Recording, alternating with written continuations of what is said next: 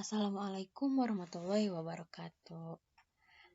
Anak-anak, untuk pelajaran hari ini kita akan membahas mengenai langkah-langkah menulis teks eksplanasi dan langkah-langkah untuk meringkas teks eksplanasi dari teks yang sudah ada. Silahkan disimak ya.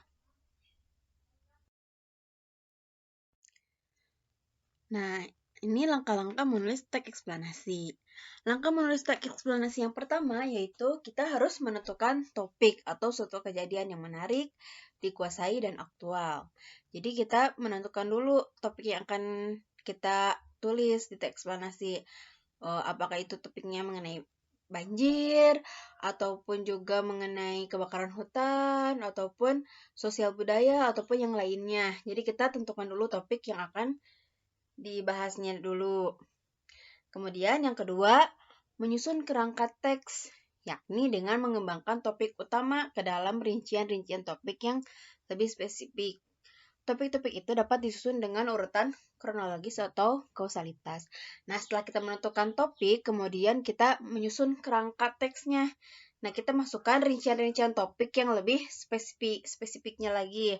Misalkan, topiknya itu tentang banjir. Nah, misalnya banjir itu diawali dengan apa dulu, terus penyebabnya apa. Nah, ditulis di rincian-rincian topik di sini.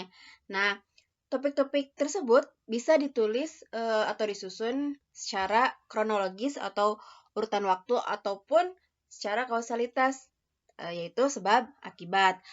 Nah, kemudian yang ketiga, setelah mengembangkan kerangka atau menyusun kerangkanya, kemudian mengumpulkan bahan berupa fakta atau pendapat para ahli terkait dengan kejadian yang dituliskan dari berbagai sumber, misalnya observasi lapangan dengan studi literatur. Jadi setelah menyusun kerangka, kemudian mengumpulkan bahan. Nah, bahannya itu berupa fakta atau pendapat para ahli. Nah, bagaimana caranya? Caranya itu bisa dengan melakukan observasi lapangan atau melihat sekeliling lapangan. Seperti itu.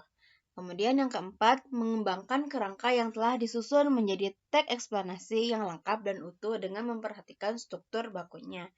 Nah, yang terakhir yaitu setelah adanya topik, terus menyusun kerangka teks, terus mengumpulkan bahan yang berupa fakta atau pendapat.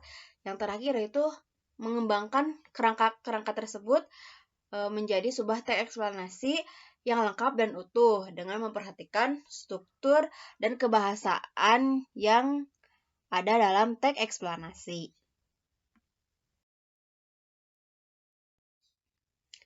Nah, ini langkah-langkah meringkas teks eksplanasi. Dalam hal ini, teks eksplanasinya sudah ada ya. Dimisalkan teks eksplanasinya sudah ada. Nah, kemudian kita meringkas kembali dari teks eksplanasi yang sudah ada itu. Nah, langkah-langkahnya itu yang pertama, susunlah bagian-bagian teks yang ada dalam teks. Gagasan penting itu biasanya berupa gagasan pokok yang letaknya biasa di awal atau di bagian akhir paragraf. Jadi,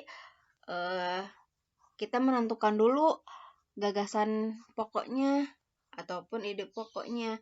Nah, biasanya di dalam suatu teks ataupun dalam satu paragraf, gagasan pokok itu biasanya di awal kalimat ataupun bisa juga di akhir kalimat gitu. Nah, jika di bagian awal kalimat, kalimat selanjutnya itu merupakan kalimat penjelasnya. Ataupun kalau misalnya di bagian akhir, berarti bagian awalnya itu kalimat pendukungnya, kemudian yang di akhir yaitu gagasan utamanya atau gagasan pokoknya.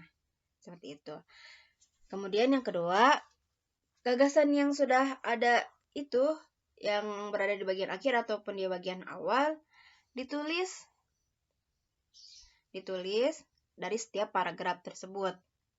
Nah, kemudian yang ketiga, hasilnya dipadukan dan diceritakan kembali dengan menggunakan kata-kata sendiri. Jadi, dari gagasan-gagasan pokok itu, kemudian hasilnya diceritakan kembali menggunakan kata-kata sendiri. Nah, itu merupakan langkah-langkah dari menulis, langkah-langkah dari meringkas teks eksplanasi dari teks yang sudah ada.